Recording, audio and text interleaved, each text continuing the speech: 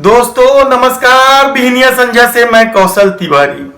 किसी नेता के राजनीतिक महत्वाकांक्षा के चलते इस देश ने कितनी ही सरकारें बनते बिगड़ते देखी है और इस कड़ी में क्या छत्तीसगढ़ शामिल हो गया है यह कहना बेहद कठिन है, क्योंकि छत्तीसगढ़ में कांग्रेस की सरकार है जो भारी बहुमत से है, लेकिन मुख्यमंत्री बनने की महत्वाकांक्षा को लेकर जी रहे स्वास्थ्य मंत्री टीएस बाबा की अपनी कहानी है।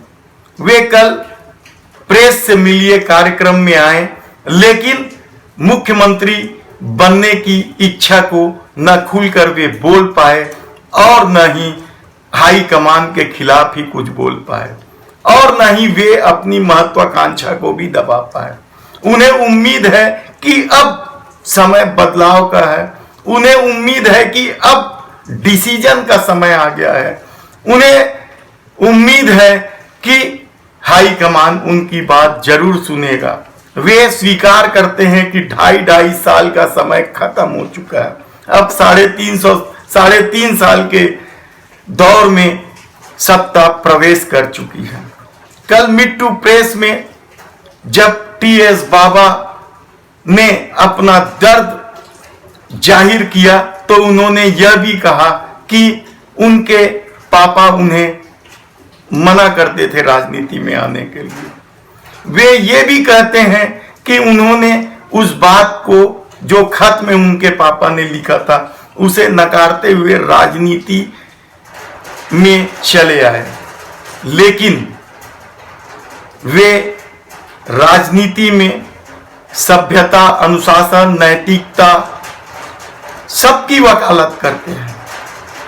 टीएस बाबा छत्तीसगढ़ की सरकार में स्वास्थ्य मंत्री, पंचायत मंत्री जैसे महत्वपूर्ण पद पर है और उनके मुख्यमंत्री बनने को लेकर लंबे समय से चर्चा चलते रही है, फिर रुक जाती है, फिर चलती है। यह दौर अचानक शुरू होता है। बाबा अचानक क्यों बोलते हैं, फिर क्यों खामोश हो जाते हैं, इसकी एक अपनी नई कहानी हो सकती है। लेकिन पार्टी छोड़ने के सवाल पर वे कहते हैं कि वे भाजपा कभी नहीं जाएंगे, क्योंकि भाजपा उन्हें मुख्यमंत्री कभी नहीं बनाएगी।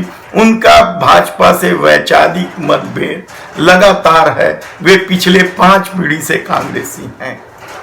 सवाल बहुत से हैं, लेकिन हाई कमान का भरोसा भूपेश पर है। ऐसे में बाबा के सामने सबसे बड़ी दिक्कत क्या है यह तो वही जाने, लेकिन कांग्रेस बाबा के इस सवाल पर खामोश है।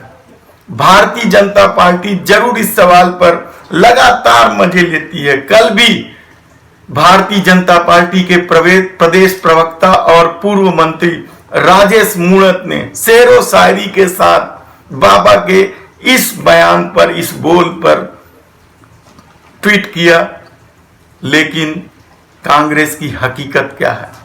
ठीक कैरागढ़ उपचुनाव के पहले बाबा का यह बयान आना क्या इंगित करता है?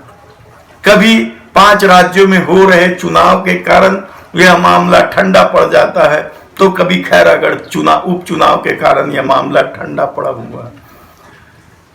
आने वाले समय में गुजरात, हिमाचल सहित कुछ और राज्यों में चुनाव हैं, तब क्या बाबा के मंसूबे कभी पूरे होंगे? बाबा कहते हैं कि वे कभी कांग्रेस नहीं छोड़ेंगे। ये अलग बात है कि वे निर्दलीय चुनाव लड़े और जीते थे, लेकिन उनका दावा है कि वे कांग्रेस कभी नहीं छोड़ेंगे। लेकिन वे इस बात से भी इंकार नहीं करते हैं कि कुछ पार्टियों के लोग, खासकर आम आदमी पार्टी के लोग उनके संपर्क में है, जो सामान्य प्रक्रिया है।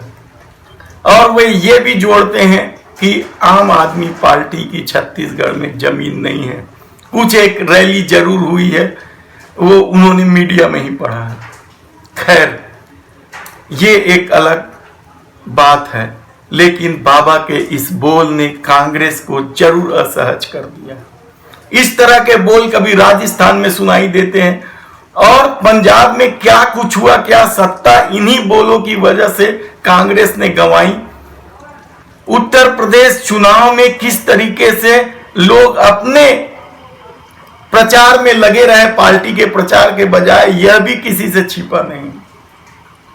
छत्तीसगढ़ के मुख्यमंत्री भूपेश बघेल इस मामले में ज्यादा कुछ कभी नहीं कहते हैं, लेकिन वह बात लोग आज भी याद रखते हैं कि जब 5 राज्यों के चुनाव के पहले मैराथन बैठक होने लगी थी इस मामले को लेकर, तो छत्तीसगढ़ के मुख्यमंत्री भूपेश बघेल के पक्ष में 50 से ज्यादा विधायक दिल्ली पहुंच गए थे। उस शक्ति प्रदर्शन को लेकर भी कई तरह के सवाल उठे, लेकिन सबसे बड़ा सवाल तो यही है कि न बाबा कुछ बोलते हैं, न स्वयं को डोलने के लिए तैयार कर पा रहे हैं।